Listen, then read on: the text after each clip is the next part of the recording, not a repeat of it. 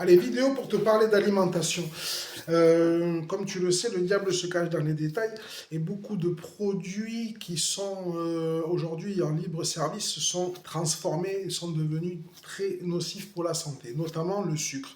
Le sucre qui, à l'état naturel, comme dans les fruits, dans la sucre de canne ou betterave, est très bon pour la santé. Mais quand il est transformé, donc il devient raffiné.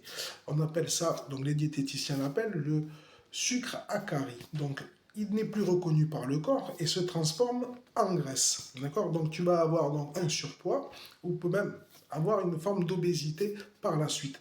Concernant le sel, il est aussi transformé pour la plupart et donc a plusieurs effets négatifs, notamment la rétention d'eau. A un effet aussi sur ton cardiovasculaire, donc sur le système, voilà, qui va augmenter ta pression artérielle. Les huiles, qui elles, on met des détergents dedans pour en extraire un plus grand volume, a aussi un effet donc, secondaire sur ta santé, puisque le détergent qui va être intégré à ces huiles ne sera pas reconnu, d'accord, par ton système immunitaire. Donc c'est pour ça que tu peux avoir des maladies auto-immunes si tu ne te procures pas ces produits en bio, notamment pour le sucre qui sera blanc ou brun. Pour le sel, je t'invite à prendre du sel d'Himalaya ou du sel de Guérande, du moins non traité. Et bien évidemment, des huiles bio pour l'assaisonnement. Je te conseille de prendre de l'huile de colza et pour la cuisson, de l'huile d'olive. D'accord? Donc ça sera plus équilibré et moins nocif pour toi. Fais attention aussi aux farines, puisqu'on y met de la chaux pour en extraire le maximum du grain de blé.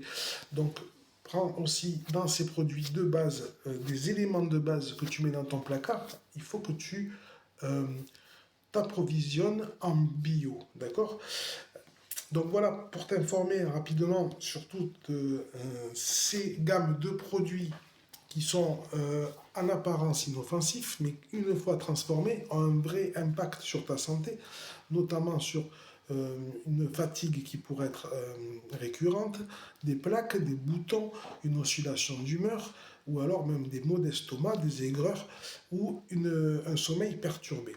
Donc je t'invite à faire attention à ton approvisionnement, manger le plus de légumes et de fruits frais, et bien sûr te, de, de faire attention, bien sûr, à faire toujours un peu d'activité physique.